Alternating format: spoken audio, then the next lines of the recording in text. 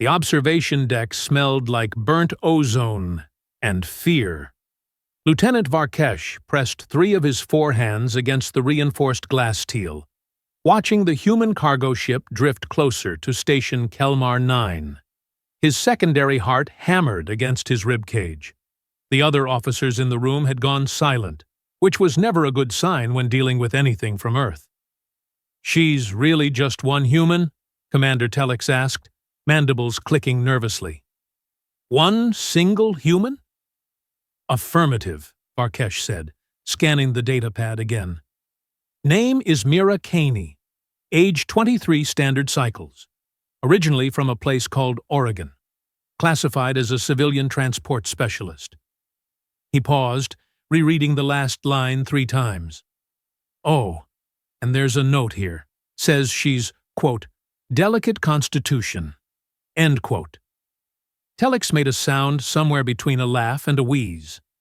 "Delicate, right. Because the last time Command used that word about a human, we had to rebuild 3 entire security checkpoints." The cargo ship docked with a metallic groan that echoed through the station's superstructure. Varkesh felt his scales prickle.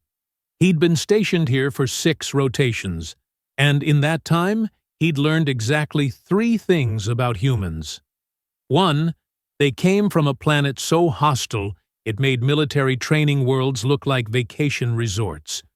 2, they thought pain was something to be annoyed by rather than feared. 3, nobody in the Galactic Council really understood what the hell they were dealing with. "Should we increase security presence at the docking bay?" Junior Officer Prilt asked, his eye stalks swiveling nervously. "For one human?" Telex scoffed. "We have protocols, Prilt. She's not a prisoner. Just a delivery specialist bringing medical supplies from the Sol system." Varkesh wasn't so sure. He pulled up the file again, scrolling through the attachment labeled Warning Notices. There were 17 pages. 17. For a transport specialist. The docking bay doors hissed open 20 minutes later. Mira Kaine stood exactly 1.6 meters tall, which was short even by human standards. She had dark hair tied back in what Varkesh had learned was called a ponytail, and she wore the standard gray jumpsuit of civilian contractors. Her face was smooth, youthful, with those strange forward-facing predator eyes that always made his instincts scream danger despite her small frame.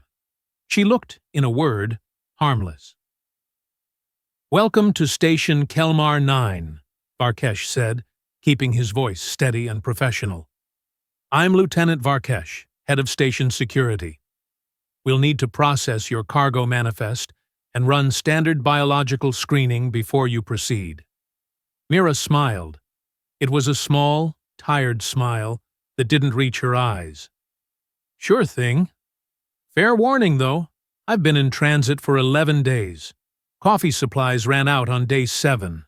So, if I seem a little cranky, that's why."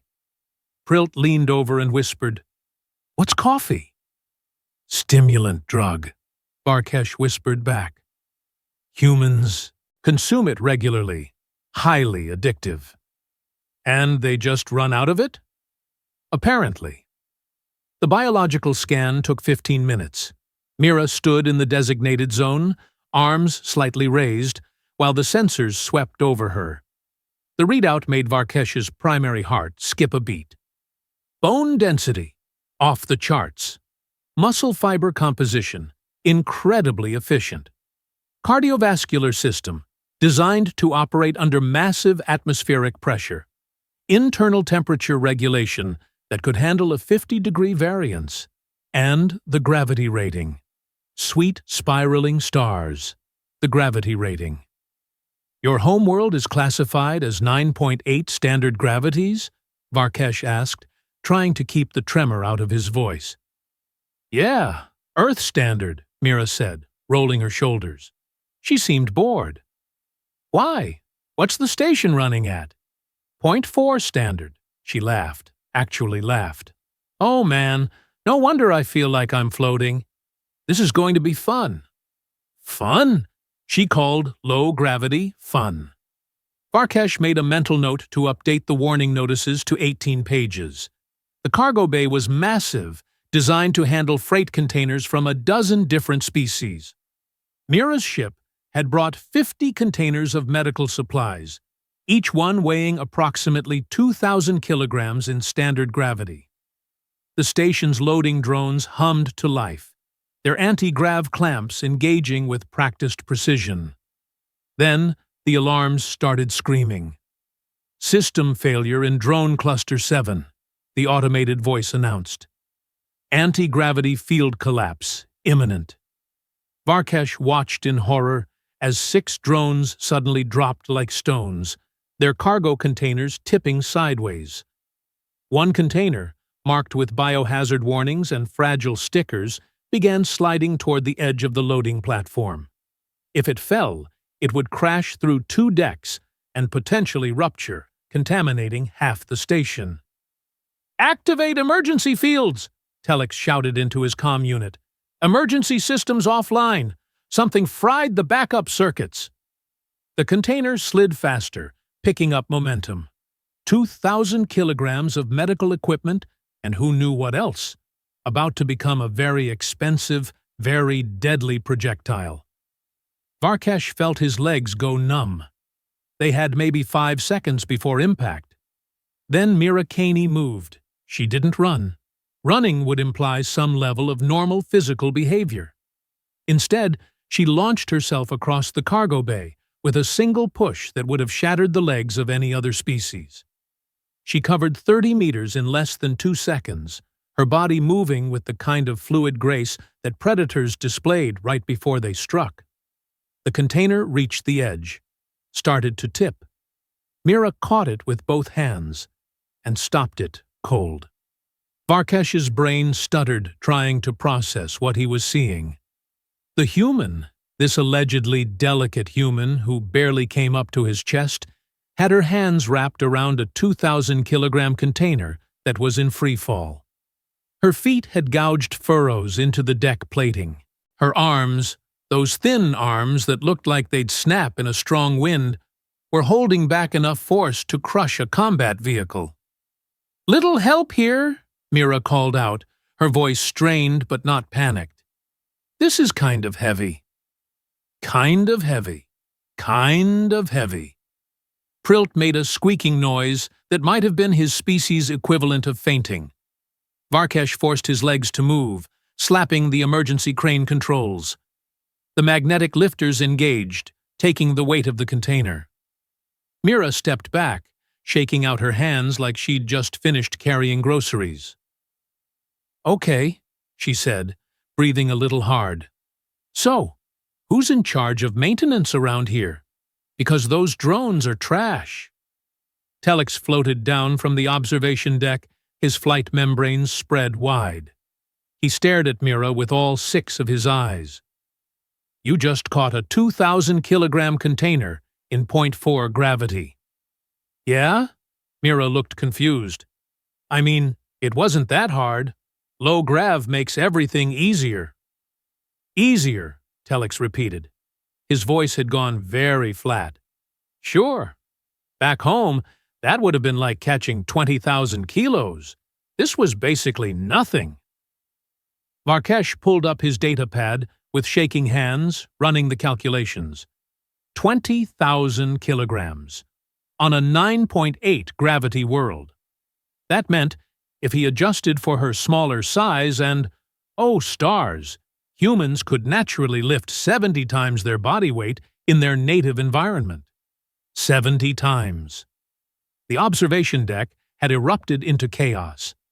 Every species represented started talking at once, voices rising in pitch and volume. Someone was praying. Someone else was placing bets. Prilt had actually fainted, his eye stalks drooping against the floor. Mira seemed completely oblivious to the panic she'd caused. She walked back to her ship, grabbed a personal bag, and slung it over one shoulder like it weighed nothing. Probably because to her, it literally weighed almost nothing. "So, where's the crew quarters?" she asked. I need a shower, some food, and about 12 hours of sleep, preferably in that order. Varkesh tried to speak. His mouth worked, but no sound came out. He tried again. Section 7. Deck 12. Take the central lift. Cool, thanks. Mira started walking, then paused. Oh, one more thing. That container I caught? The biohazard one? You might want to check the internal cushioning. I felt something crack when I grabbed it. She left the cargo bay, her footsteps barely making a sound despite the fact that she was essentially a biological war machine. The medical container did have internal damage. 3 vials of something called extreme trauma serum had cracked their secondary containment. If the container had fallen, if Mira hadn't caught it, those vials would have shattered completely and released a substance that could eat through hull plating in under a minute. Varkesh updated the warning notices to 25 pages.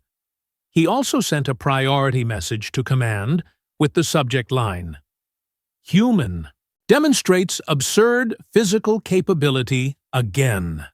Request revised classification protocols." The response came back in under an hour, which was fast, even by military standards. Classification update denied. Mira Kaine still registered as low threat level. Delicate constitution. Notation stands. Humans routinely perform such actions. This is normal for their species.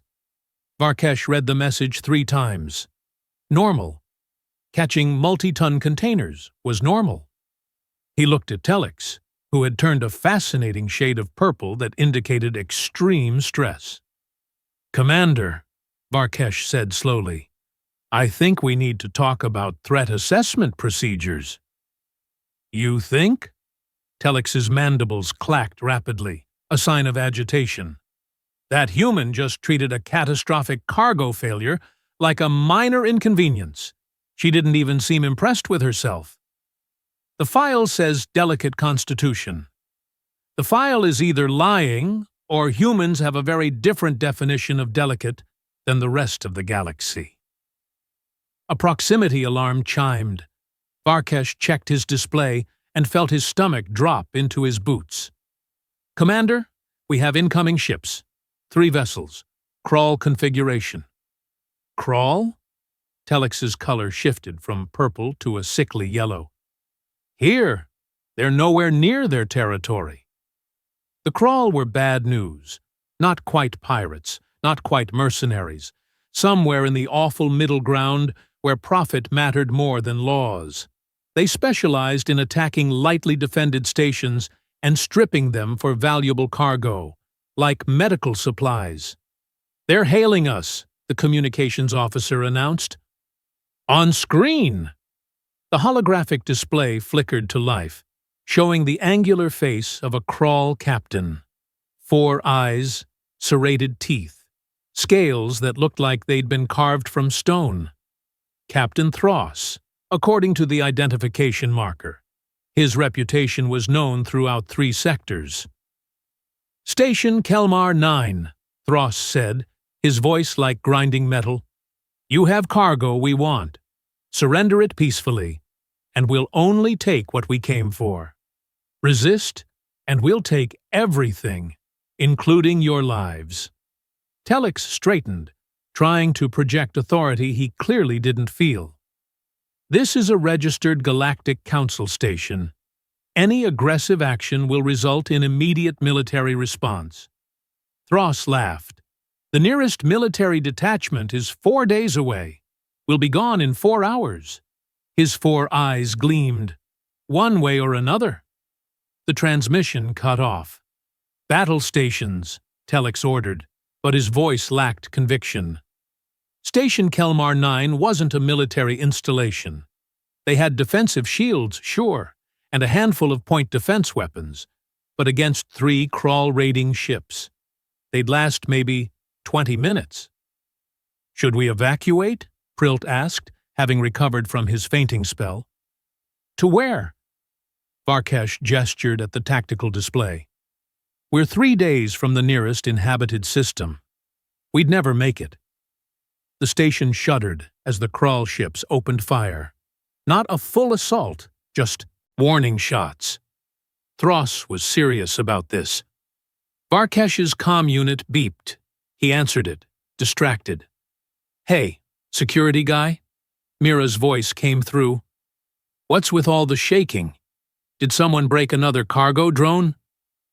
"Miss Kaine, we're under attack. Please proceed to your assigned emergency shelter and—" "Wait." Varkesh paused. "Where are you right now?" "Observation deck. Got turned around looking for the showers. This station's layout is weird." There was a pause. "Wait, under attack? Like actual attack with ships and weapons?" "Yes, 3 Krall raiding vessels. I need you to get to safety immediately." Another pause, longer this time. When Mira spoke again, her voice had changed. The tiredness was gone, replaced by something that made Varkesh's scales stand on end. "Yeah, about that," she said. "I don't really do shelters." "Miss Kaine, this isn't a request. Station protocol requires all civilians to—" "What are you doing?" Through the observation deck's external cameras, Varkesh watched as an exterior airlock cycled open. Emergency lights flashed. And then, impossibly, Mira Kaine stepped out into the vacuum of space. She was wearing her jumpsuit. Just her regular, standard-issue jumpsuit. No helmet. No pressure suit. Nothing. "Somebody want to tell me which one of these ships is causing problems?" Mira's voice came through the comm, slightly muffled but clear. Varkesh couldn't speak, couldn't think. The human was in hard vacuum. Hard vacuum. Without protection. And she was talking like she'd just stepped outside to check the weather. "Miss Kaine," he finally managed, "you're in space." "Yeah, I noticed. Feels weird. Kind of tingly." She rotated, looking at the 3 Krall ships. "Okay, I'm guessing it's those guys with the big guns pointed at us? You need to get back inside right now." "In a minute. First, I'm going to have a chat with our visitors." Then Mira Kaine pushed off from the station hull and launched herself directly at the nearest Krall ship. Varkesh watched her go, a tiny figure against the infinite black of space, moving with purpose and speed that should have been impossible. Behind him, telex made a sound like air escaping from a punctured tire. "I'm updating those warning notices to 50 pages, Varkesh said quietly. "Make it 100, telex replied. The human girl, the delicate one with the supposedly fragile constitution, streaked through space like a missile, and the Krall had absolutely no idea what was about to hit them. Captain Thros was having a good day until the proximity alarms started screaming. "What now?" he snarled, his claws tapping against the command console. His crew had done this raid 100 times before. Threaten the station, wait for them to panic, collect the cargo, leave. Simple, profitable, boring in the best way. "Sir, we have an object approaching from the station," his sensor operator reported, confusion dripping from every word. "Speed is inconsistent with any known projectile or drone." "Then shoot it down." "Sir, it's small. Very small. The targeting system keeps losing lock." Thros pulled up the visual feed and froze. The object wasn't a missile. It was a person.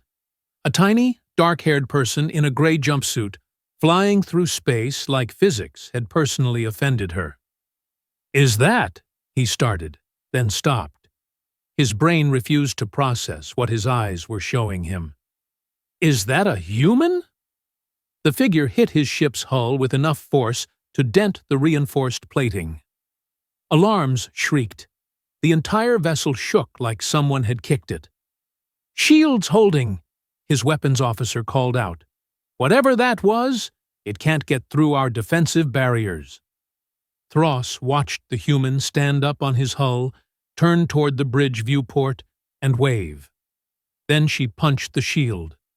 The barrier flickered, sparked, made a sound like reality itself was having second thoughts. She punched it again. This time, the shield collapsed completely. Every warning light on the command deck turned red simultaneously. His crew stared in collective horror as the human grabbed the edge of the viewport with both hands and pulled. The reinforced glass steel, rated to withstand direct weapons fire, cracked, then crumbled. Then came apart like wet paper.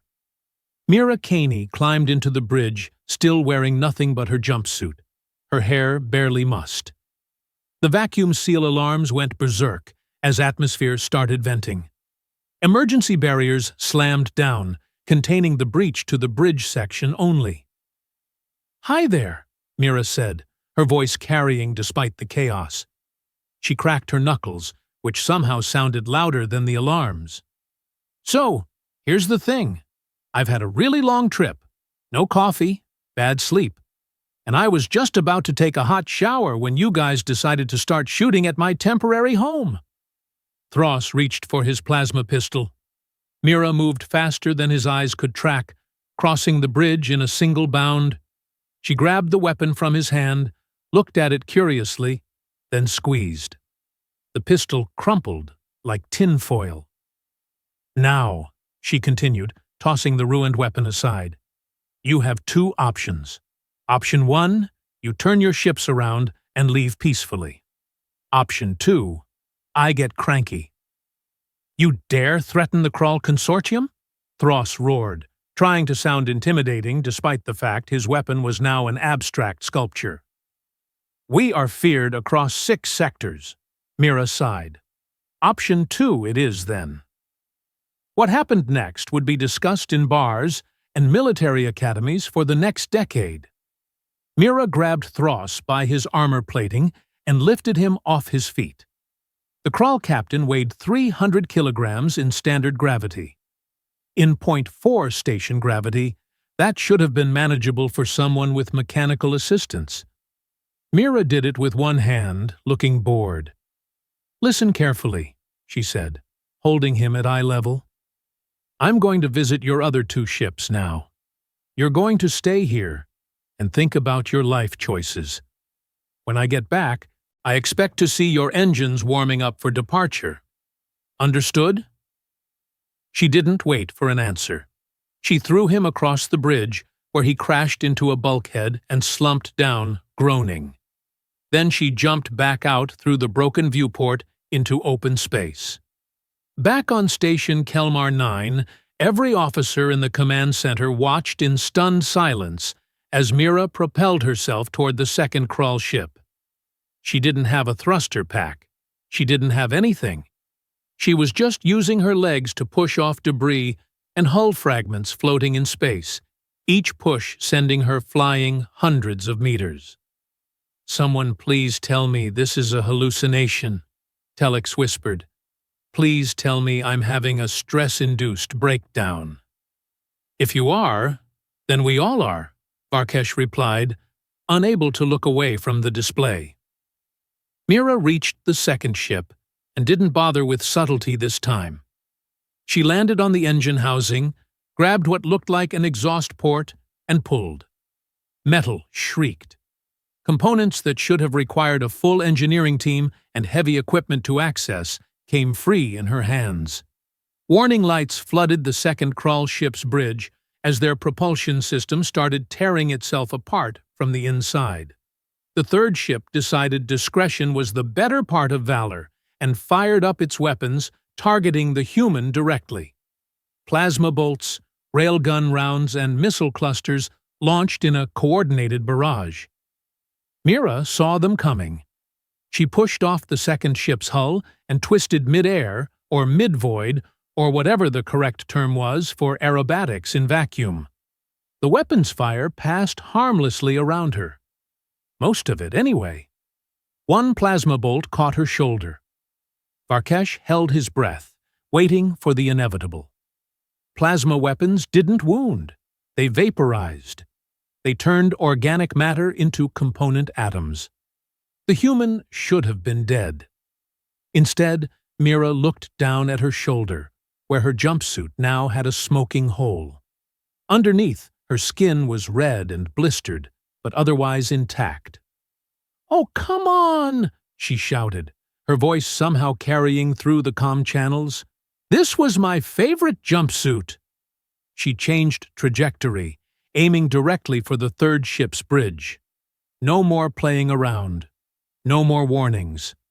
Her face had settled into an expression that made Varkesh's survival instincts scream. The human was angry now. She hit the third ship like a meteor, punching straight through the outer hull, through the inner hull, through 3 decks of corridors and crew quarters. Alarms blared. The ship's structural integrity dropped by 40% in under 5 seconds. Mira emerged onto the bridge through the floor, having literally punched her way through solid deck plating. The Krall crew scattered, abandoning their posts. Their captain, a scarred veteran named Cross, stood his ground with a powered combat blade.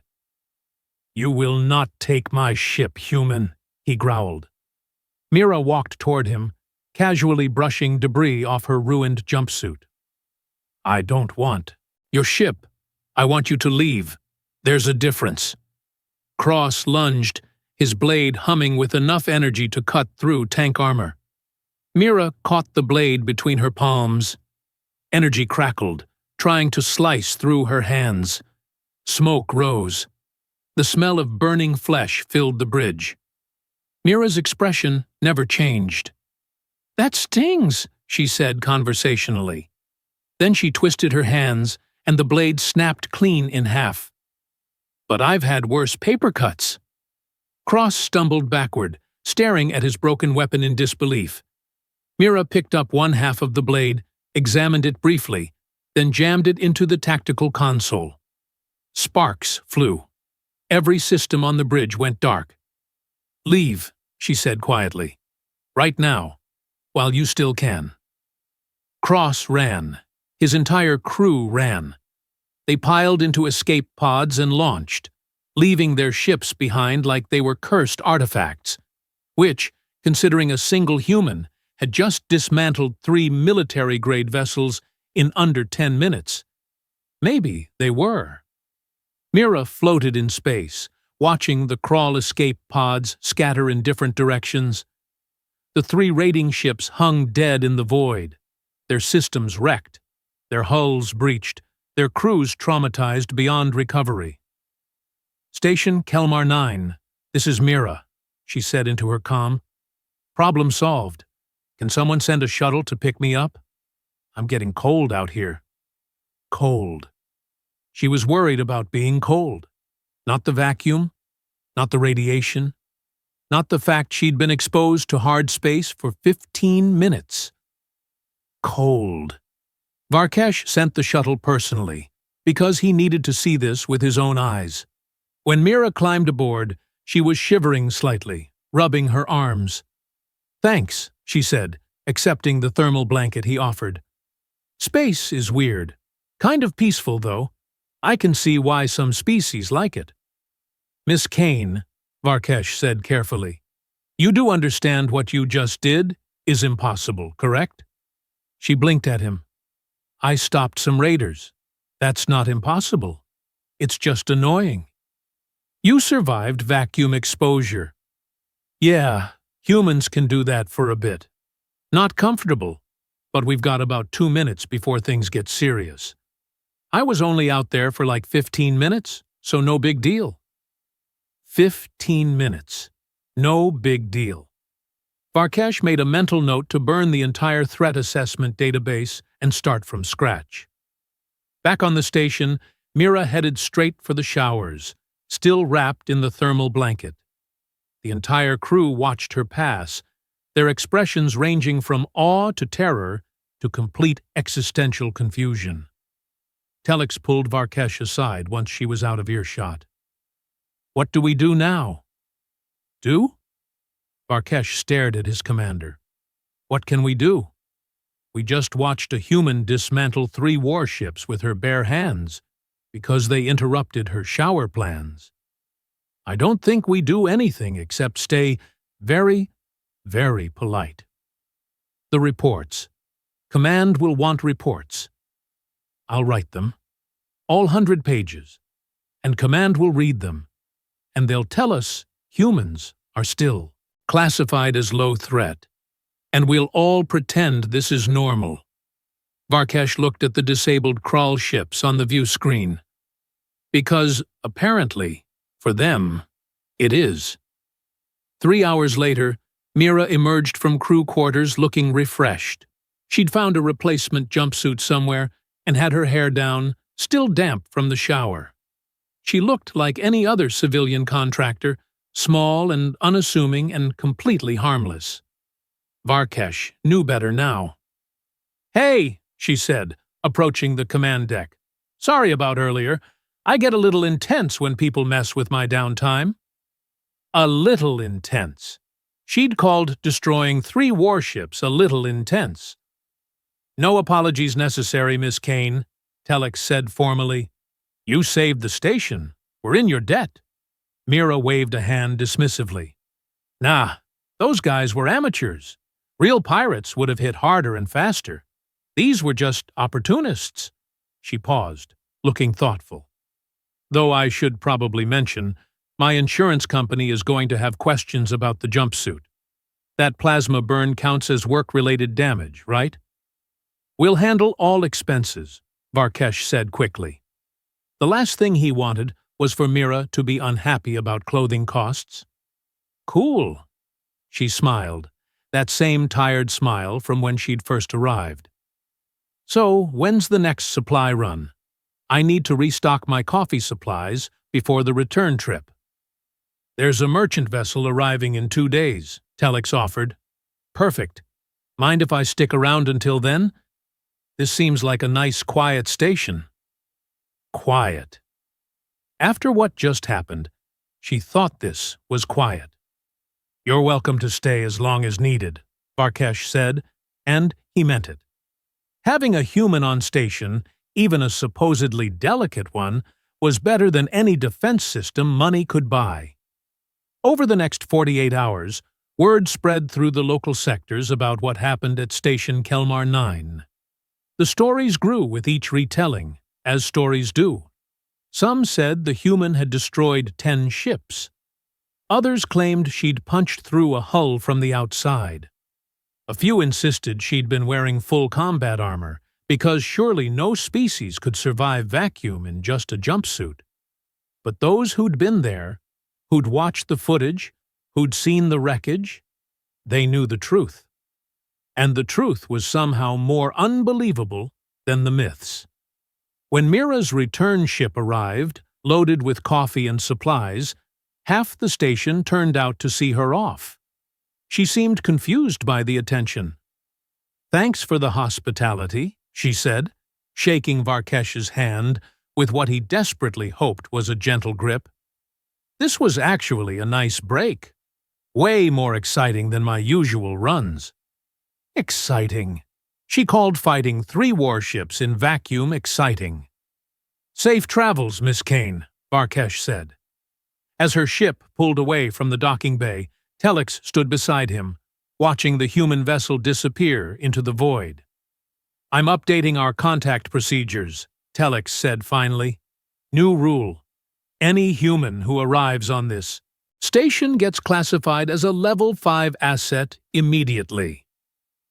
Level 5 is reserved for dreadnoughts and planetary defense systems." Exactly. Varkesh couldn't argue with that logic. Somewhere in the depths of space, Captain Thross and what remained of his consortium nursed their wounds and their damaged pride. They'd spread the word themselves, not out of anger, but out of desperate self-preservation. A warning to others. Don't mess with humans, especially the ones they call fragile, because if that was what humans considered delicate, what were the strong ones capable of? Nobody wanted to find out. Back on Station Kelmar-9, Varkesh finished his report. 107 pages, single-spaced, with attached video evidence and sensor logs. He marked it Priority Alpha and sent it to Galactic Command. The response came back 6 hours later. Report received and acknowledged. Human threat classification remains unchanged. Species designation remains low risk, high unpredictability. Agent Kaine behavior consistent with human baseline standards.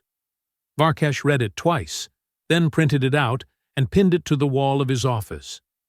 Baseline standards. He looked at the footage still playing on loop, showing Mira Kaine tearing through a Krall warship like it was made of wet cardboard. If that's baseline, he muttered to himself, I really don't want to meet their special forces. Somewhere far away, on a blue and green planet rotating through space, Mira Kaine's report was equally simple. Delivery completed. Minor delays due to local security incident. All cargo intact. Recommend better maintenance procedures for Station Kelmar-9 docking equipment. Requesting reimbursement for 1 jumpsuit, plasma damage. She filed it, poured herself a cup of coffee that could probably strip paint, and looked out her window at the stars. Just another day in the life of a transport specialist. Nothing special at all.